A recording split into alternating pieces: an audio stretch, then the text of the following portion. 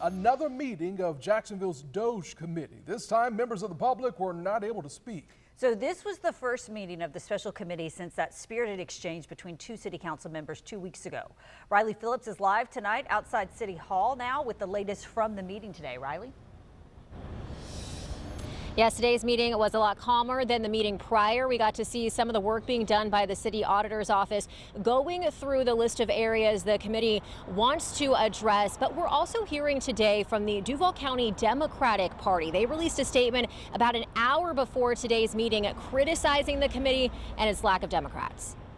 We're definitely spending more than we should be spending, and we need to address that by about 3%. The special committee on Duval DOGE getting into the numbers during Tuesday's meeting. The city auditor's office presented data of the city's capital improvement projects and department growth. They identified 66 projects where funding has been allocated, but no money has been spent since October 1st, 2023. That comes out to close to $91 million in money that has not been touched in 18 months. Committee Chair Ron Salem says that was more than he was expecting. So it makes you wonder why the money's there, and can we better use it somewhere else? The auditor's office also looked at the overall growth of city departments over the last 7 years, along with city activities and money transferred out of the general fund. They flagged close to a dozen departments that grew over the auditor's office expected growth rate of 5.4%. There were several that were well over that inflation factor they're using, about 5%.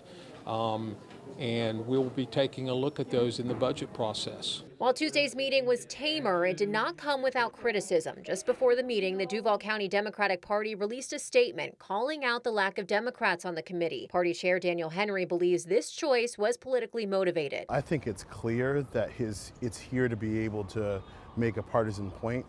The fact that there are no Democrats on their committee, that it doesn't have regional diversity in terms of the members that are on it. I asked Salem about this after the meeting. He still stands by his choice of council members for this committee. I formed a committee that I thought would be productive in looking at this process. If you were here for the last two and you saw the Democrat that was in the room that I thought acted very inappropriately, that's one of the reasons we don't have a Democrat on the committee.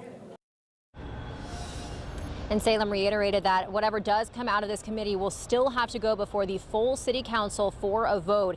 The special committee on DOGE will meet again in 2 weeks. If you do have any questions or comments for the committee, you can submit them to duvaldoge@coj.net.